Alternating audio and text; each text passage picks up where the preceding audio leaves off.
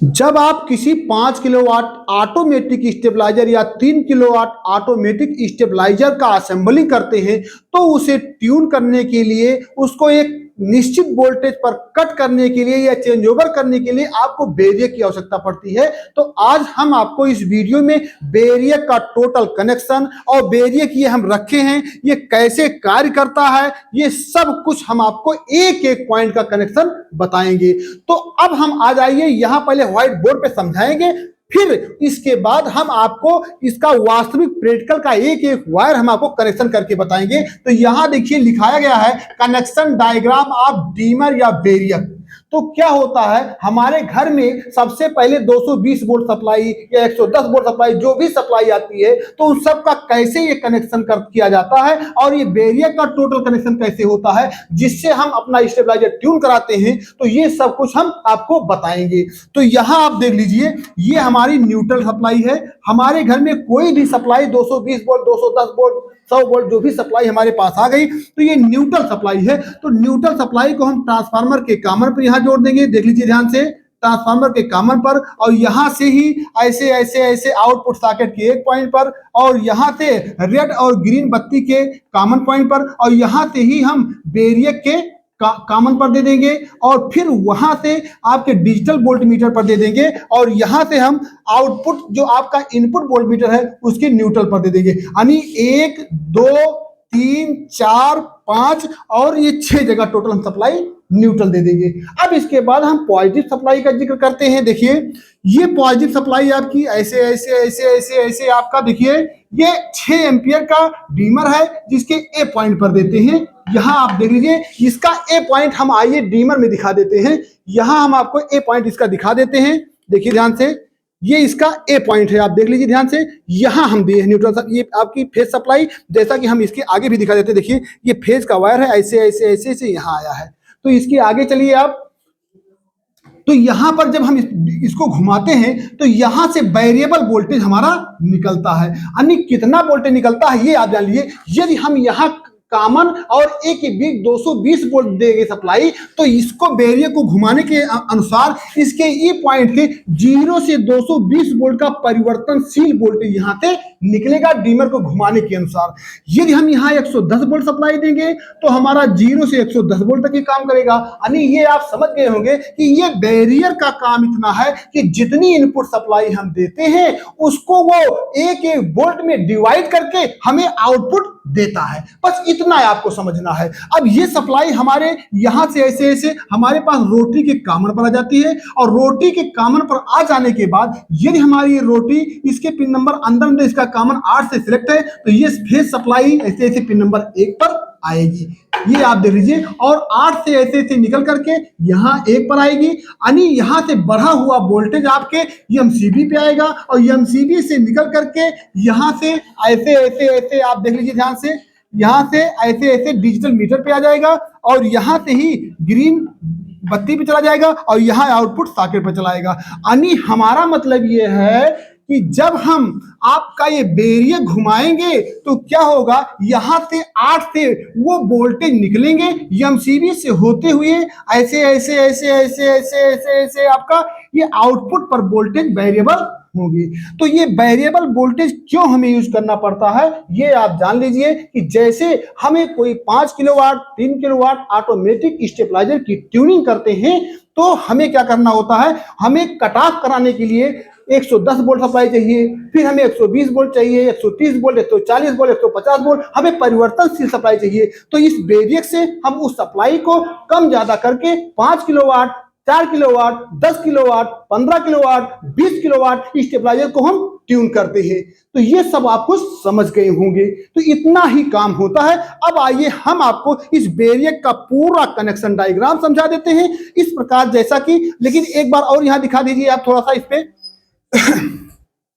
यदि इस कनेक्शन में कोई संदेह हो तो इसका आप स्क्रीनशॉट ले सकते हैं, बिल्कुल निसंदेह इसका स्क्रीनशॉट ले लीजिए आप लोग, जिससे आपको कोई कनेक्शन डायग्राम में कोई दिक्कत ना हो। तो आइए हम अब आपको बेरियक पर लेकर चलते हैं और विधिवत तरीके से इसको हम समझाते हैं। तो आप देख लीजिए, ये हमारे पास इनपुट का वायर है, देख लीजिए ध्यान से, और इनपुट वायर में आपका ये हमारा न्यूट्रल वायर है, देख लीजिए ये न्यूट्रल वायर है। न्यूट्रल वायर हमारा 6 जगह जाता है, तो यहाँ से ऐसे ऐसे ऐसे ऐसे आपके आउटपुट सॉकेट पे चला आएगा, और यहाँ से ही ऐसे ऐसे सप्लाई आप देख लीजिए यहाँ ट्रांसफार्मर के कॉमन पर आ गया, और यहाँ से ही ऐसे ऐसे ऐसे देखिए ब्लैक वायर से यहाँ से सप्लाई ऐसे ऐसे ऐसे ऐसे हमारे देखिए इस बेरियक के कॉमन पर आ गया। आप देख लीजिए ध्यान से, यहाँ कॉमन पे आ जाएगा।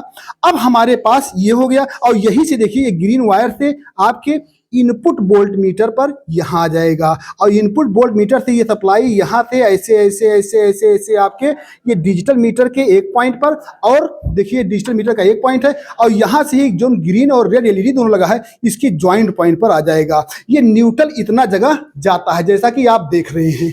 अब हम आप आके आते हैं कि यहाँ फेज सप्लाई कहाँ जाता है, तो ये फेज सप्लाई यहाँ से निकलता है, और ऐसे ऐसे आपका देखिए ध्यान से यहाँ से ऐसे ऐसे बेरियक के ए पॉइंट पर आता है। ये देखिए ये पूरा ये आपका यहाँ से और यहाँ पूरा सप्लाई दी जाती है, और यहाँ से वेरिएबल वोल्टेज निकलता है। ये देखो पूरा चिन्ह भी बना है, और इसके मिडिल पॉइंट से ये दोनों पॉइंट जुड़े हैं। ये आप समझ लीजिए ध्यान से इसका डायग्राम। ये बी पॉइंट क्या होता है, इसकी बीच से जुड़ा है, और ये इसकी बीच से जुड़ा है, यानी फर्स्ट और लास्ट, ये फर्स्ट और लास्ट ये है आपका, और इसके बीच से वेरिएबल वोल्टेज निकलेगा। तो ये आप समझ गए होंगे। तो अब हम आगे चलते हैं, देखिए ध्यान से।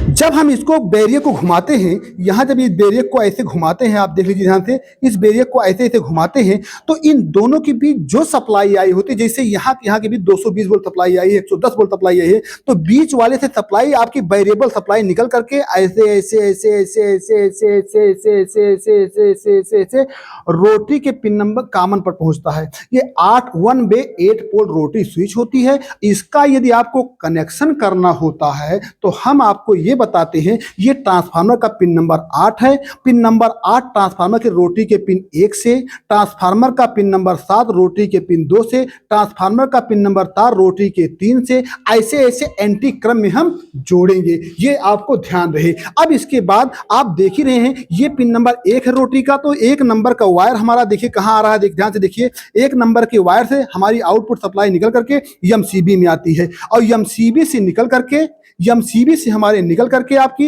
ऐसे ऐसे ऐसे सप्लाई, यहाँ देखिए ये सप्लाई हमारी निकल करके ऐसे ऐसे आउटपुट सॉकेट पर चली जाती है, और यहीं से एक सप्लाई हमारे इस डिजिटल वोल्ट मीटर में चली जाती है। यहाँ ध्यान से दिखा दीजिए, यहीं से हमारी सप्लाई इस डिजिटल मीटर में आ जाती है, और यहाँ से 100 के रेजिस्टेंस से इस ग्रीन एलईडी पर आ जाती है। यानी जब हम इस एमसीबी को ऑन कर देते हैं तो हमारा ये आपकी डिजिटल मीटर और हमारे आउटपुट पर सप्लाई आ जाती है। ये सब डायग्राम में भी हम आपको समझाए हैं। तो इस प्रकार से ये सब कुछ कार्य करता है। तो हम इसको अब आपको चला करके भी दिखा देते हैं। ध्यान से देखिए, इसको चलाने के लिए क्या है, कैसे वोल्टेज इसका परिवर्तन होता है, हम आपको दिखा दे रहे हैं। जैसा कि ये देखिए, ये हमारा ये है, और इसके बाद यहाँ हम सप्लाई इसको लगा दे रहे हैं। देखिए ध्यान से, यहाँ सप्लाई इसको हम लगा दे रहे हैं।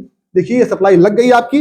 अब आप देखिए ध्यान से, अब इसका पूरा कार्यप्रणाली हम आपको समझा रहे हैं। देखिए इनपुट सप्लाई हम इसको बंद कर दें तब भी इनपुट ये बताएगा, और जब आउट कर देंगे तब ये हमारा बेरियक यहाँ से डिजिटल मीटर पढ़ेगा। देखिए ये व्यक्ति, अब यहाँ से हम जब घुमाएंगे, देखिए वोल्टेज बढ़ रहा है। आप देखिए ध्यान से, ये वोल्टेज देखो, जो जो हम घुमा रहे हैं उस हिसाब से ये वोल्टेज बढ़ रहा है। देखिए ध्यान से, 100 वोल्ट, 112, 120, यहाँ देखिए 140, 159, 70, 71, 72, 73, 74, 75, देखिए बढ़ रहा है, नहीं बढ़ रहा है। देखिए ध्यान से, ऐसे वोल्टेज आपका बढ़ेगा। देखिए ध्यान से, यहाँ देखिए कितना बढ़ गया, देखिए 273 वोल्ट हो गया। यदि आपको और वोल्टेज की आवश्यकता होती है तो इसको हम इस स्विच बढ़ा लेते हैं। देखिए यहाँ देखिए, अब देखिए यहाँ देखिए, अब यहाँ पे कितना सप्लाई बढ़ गई, देखिए यहाँ देखिए घट रहा है। अब यहाँ देखिए बढ़ा रहे हैं आपका सप्लाई, ऐसे ऐसे ऐसे देखिए 330 हो गया। अब यहाँ पर और सप्लाई की आवश्यकता है तो इससे हम घुमाएंगे। देखिए अब देखिए कितना हो गया, 350 वोल्ट सप्लाई गया। यानी ये आपका रोटरी से घुमा करके, यानी हम आपको आइए ब्लैक बोर्ड पे समझा देते हैं। इस रोटरी को घुमा करके हम आउटपुट वोल्टेज को कम अधिक कर सकते हैं, जैसे आप मैनुअल स्टेबलाइजर में करते हैं। तो सेम इसी प्रकार से सब कुछ कनेक्शन होता है। यदि आपको कोई ऑटोमेटिक स्टेबलाइजर ट्यून करना होता है तो हमें क्या करना होता है, ये हम आपको पूरी प्रक्रिया बता देते हैं। देखिए ये हमारा बेरियक है, और बेरियक का ये आपका आउटपुट है, हम आपको दिखा देते हैं। देखिए ध्यान से, ये वेरिएक का आपका आउटपुट है, यहां आप देख सकते हैं। देखिए ये वेरिएक का आउटपुट है। अब हमें इस स्टेबलाइजर को ट्यून करना है, तो हमें क्या करना है, देखिए स्टेबलाइजर में देखिए ये इनपुट पॉइंट बना है, इस इनपुट पॉइंट से इसके वेरिएक के आउटपुट पॉइंट को जोड़ देंगे। अब यहां से हम पहले 90 वोल्ट सप्लाई देंगे, फिर जब इसका आउटपुट वोल्टेज यहां से निकलने वाला 230 से ऊपर होने लगेगा, तो हम इसके प्रीसेट को, या देखिए यहाँ 2 प्रीसेट लगे होते हैं, देख लीजिए ध्यान से, ये प्रीसेट में सेटिंग प्रीसेट को घुमा करके 230 वोल्ट सप्लाई को कट कर देते हैं। तो इस प्रकार हमारा एक रिले कट जाता है, फिर सप्लाई डाउन हो जाती है। यदि आपको इसको ट्यूनिंग में कोई दिक्कत है तो इसका वीडियो हम आगे बनाए हैं, उसको आप देख करके ट्यूनिंग कर सकते हैं। Thank you.